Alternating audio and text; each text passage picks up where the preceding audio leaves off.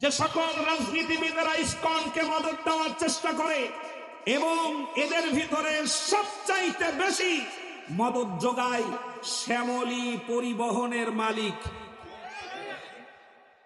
এদেশে আছে না শ্যামলী পরিবহন?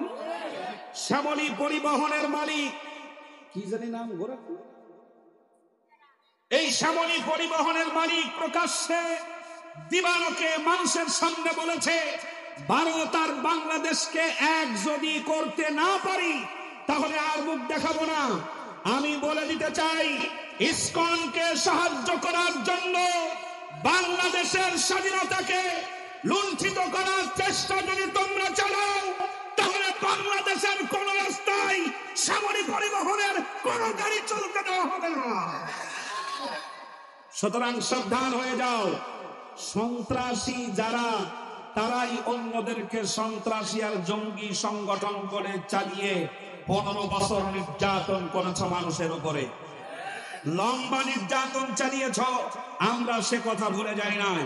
ইসকনের দালালি করছো আমার ভাইরা, মুসলিমদের স্বাভাবিক শান্তি বিনষ্ট যারা করছো, বিভিন্ন ভাবে সাম্প্রদায়িক দাঙ্গা লাগানোর চেষ্টা যারা করছো, বাংলাদেশে নতুন স্বাধীনতা আর নতুন বিজয় বিনষ্ট করার চক্রান্তে যারা লিপ্ত হয়েছ, কান খাড়া করে শুনে নাও। তোমরা তোমাদের নিয়াত পরিবর্তন করো, তোমরা তোমাদের নিয়াত পরিবর্তন করো। যদি নিয়াত পরিবর্তন না করো, বাংলাদেশের যুবকেরা হঠাৎ করে ঘুমিয়ে পড়েনি। বাংলাদেশের যুবকেরা আন্দোলনের ইতিহাস ভুলে যায়নি। বাংলাদেশের যুবকেরা এখনো দুর্বল হয়ে পড়েনি। সিংহের নীরবতাকে দুর্বলতা ভাবার কোনো কারণ নাই। উস্কানি নিয়ে জাগাবার চেষ্টা করো না। এই যুবকেরা যদি আবার জেগে যায়, যেখানে যারা আছে বেছে বেছে তাদেরকে ঠান্ডা করা হবে। আর যদি আরেকবার জাগিয়েই তোলো, তাহলে বাংলাদেশের 1 ইঞ্চি জায়গাতে দাঁড়াতে পারবে না, দাঁড়াতে পারবে না, দাঁড়াতে পারবে না। যারা রাজি আছেন তো হাত উঁচু করে দেখান।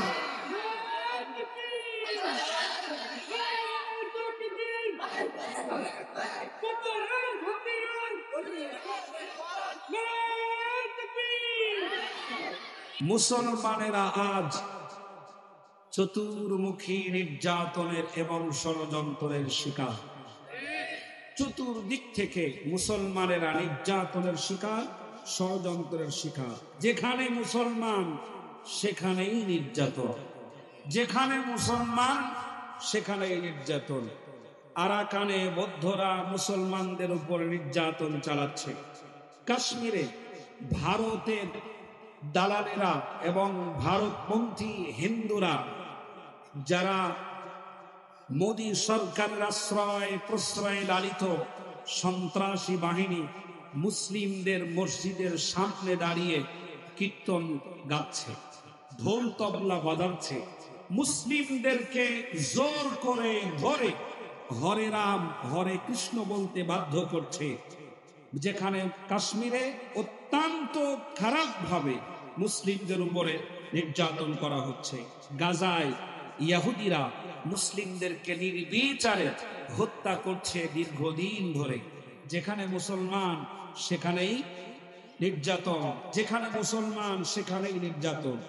এবং এই নির্যাতন শুধু সেই সমস্ত জায়গায় থেমে নাই, আমাদের দেশেও মুসলিম নির্যাতন শুরু হয়েছে নাকি হয় না? এদেশেও মুসলিম নির্যাতন শুরু হয়েছে। মুসলিম নিধন কর্ম শুরু তারা করেছে। আমাদের দেশেও এই সন্ত্রাসী বাহিনীর নজর পড়েছে। হিন্দুত্ববাদ প্রতিষ্ঠা করার জন্য জঙ্গিবাদ সংগঠন ইসকন মরিয়া হয়ে উঠেছে। এমনকি তারা সরকারের প্রশাসনকেও তোয়াক্কা করছে না। এমন অবস্থায় মুসলমানদের সিদ্ধান্তের পরিবর্তন করা উচিত, কাজকর্মের সিদ্ধান্তের পরিবর্তন করা উচিত। সার্বিক দিক থেকে, সব দিক থেকে প্রস্তুতি গ্রহণ করা দরকার, যেন ইসকন বাংলাদেশে মুসলিমদের মাথার উপরে কোনোভাবেই চেপে বসতে না পারে। এটা মুসলমানের দেশ, ঠিক কি না? এটা কাদের দেশ? বাংলাদেশের 18 কোটি মুসলিমের দেশ, গোটা পৃথিবীর ভিতরে দ্বিতীয় বৃহত্তম মুসলিম কান্ট্রি বাংলাদেশ।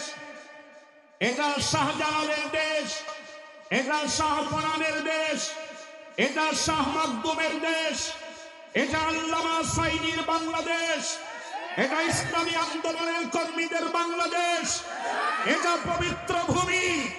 এই ভূমিতে দাঁড়িয়ে ইসকন যেন আর কোন দুঃসাহস দেখাতে না পারে, ওদের চরমভাবে শিক্ষা দিয়ে ভারতের মানকে ভারতেই পাঠাতে হবে।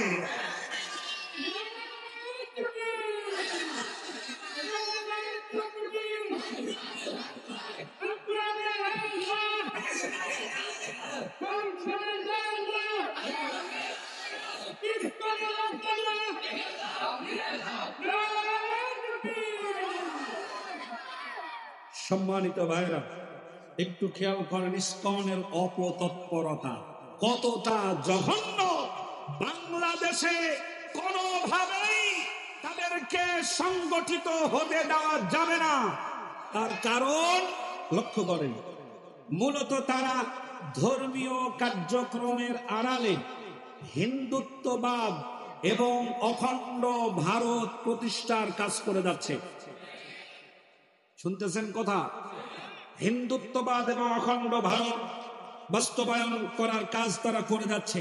এই উদ্দেশ্যকে সামনে রেখে বাংলাদেশে নানান অপকর্ম, অপতৎপরতা এবং সাম্প্রদায়িক দাঙ্গা লাগানোর অপচেষ্টা তারা চালাচ্ছে। ধর্ম প্রচারের নামে ধর্মান্তকরণ, বাংলাদেশের পাহাড়ি অঞ্চলে সাধারণ মানুষদেরকে বিভিন্নভাবে আর্থিক সহযোগিতার নামে বেনামে চাপে ফেলে সরল মনা মুসলমানদের ধর্মান্তরিত করে যাচ্ছে এই ইসকন। আমার ভাইরা, এর উপরে প্রতারণা এবং হয়রানি, প্রেমের ফাঁদে ফেলে মুসলিম নারীদেরকে ব্ল্যাকমেইল করে, তাদের নির্যাতন করে, নানান রকমের চাপে ফেলে অন্তরঙ্গ ভিডিও তৈরি করে তাদের কাছ থেকে লক্ষ লক্ষ টাকা হাতিয়ে নিচ্ছে এই ইসকন নামক ধর্ষণকারী সন্ত্রাসী ইসকন সংগঠন। আবার অনেক সময় প্রেমের ফাঁদে ফেলে ধর্ষণ করে মুসলিম নারীদের শ্বাস রোধ করে হত্যা করছে।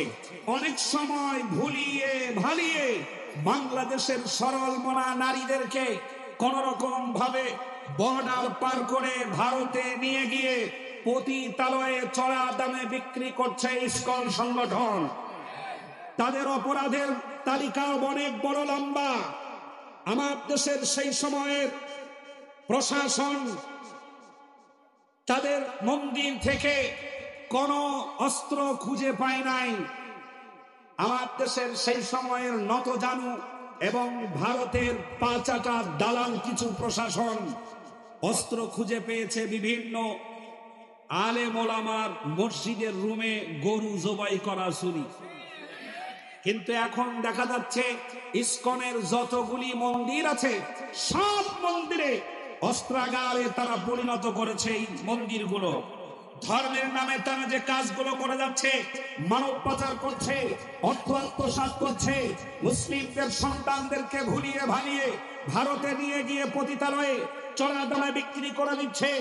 এরপরে সামাজিক যোগাযোগ মাধ্যমে নানান রকমের প্রোপাগান্ডা ছড়িয়ে মুসলমানদের ভিতরে সাম্প্রদায়িক দাঙ্গা বাঁধানোর চেষ্টা করছে।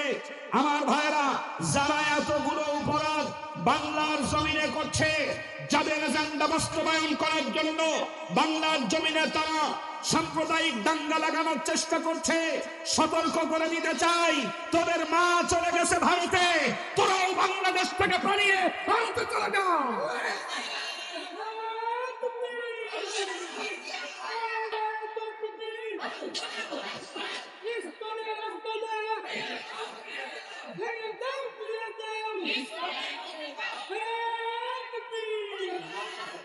ইসকনের সাথে জড়িত, শুনতেছেন কথা?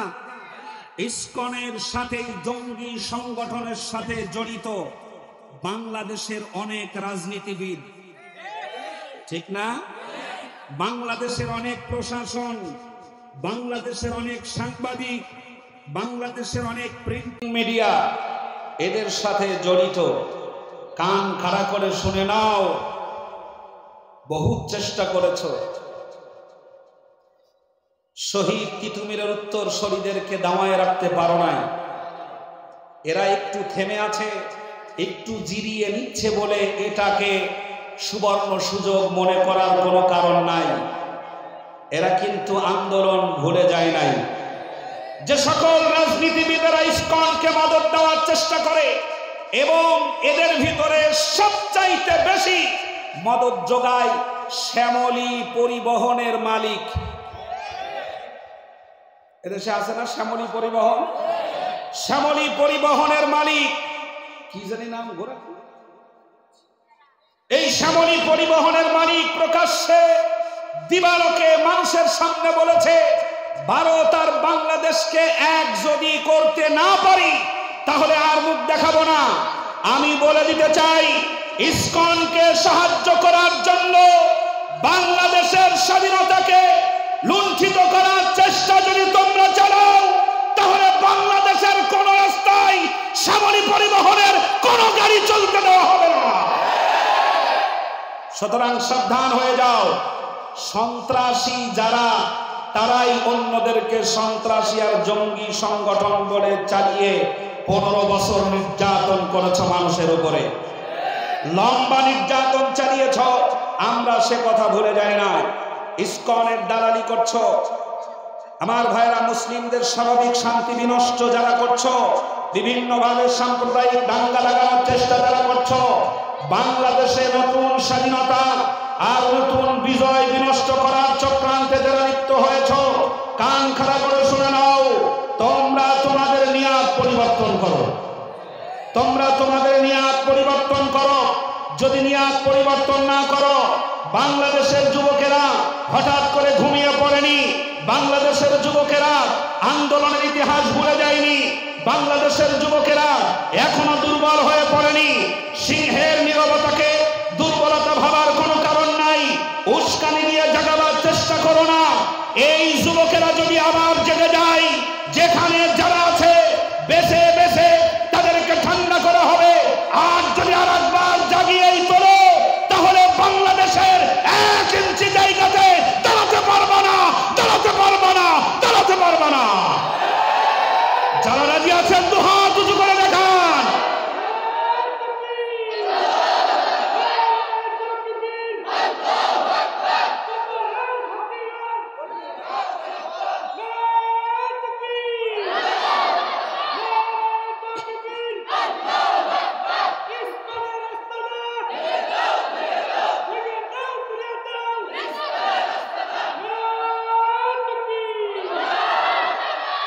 ভারতের সাহস খুব বেড়ে গেছে, ঠিক না? মায়ের চাইতে মাসির দরদ বেশি। যারা নিয়ে দরদ দেখাইছো তারা তো পাইয়েই গেছো, আর অসুবিধা, ঠিক না? যার জন্য এত মহব্বত, এত ভালোবাসা, তারে তো পেয়েই গেছো, তাহলে আর কোনো সমস্যা কি? আমরা তো ফিরিয়ে আনার জন্য নোটিশ করে নেয়, ঠিক কি না? প্রিয় ভাইরা, ভারতের সাহস অনেক বেড়ে গেছে। ভারতে মুসলমানদের সব থেকে বেশি নির্যাতন করা হয়। মুসলিমদের উপরে ভারত ভূখণ্ডে সবচাইতে বেশি নির্যাতন করা হয়। মসজিদের সামনে কীর্তন বাজানো হচ্ছে, মুসলিমদেরকে জোর করে হরে রাম হরে কৃষ্ণ বলতে বাধ্য করা হচ্ছে। তারপরেও বাংলাদেশের হিন্দুরা ভালো আছে, কারণ তারা মুসলিম, ইসলাম ধর্মে তারা বিশ্বাসী। ইসলাম শিখিয়েছে একজনের অপরাধে অন্যজনকে শাস্তি দেওয়া যাবে না। মুসলমানেরা যদি তোমাদের মতো উগ্রই হতো, আমার বিশ্বাস 56,000 বর্গ মাইলে একটা হিন্দুও দাঁড়াতে পারত না। মুসলমানরা বিশ্বাস করে একজনের অপরাধ অন্যজনকে শাস্তি দেওয়া যায় না। তাও যদি না হতো, ভারতের মুসলমানদের অত্যাচারে বাংলাদেশের মুসলমানেরা মন্দির থাকতো না, বাংলাদেশে তারা থাকতে পারতো না।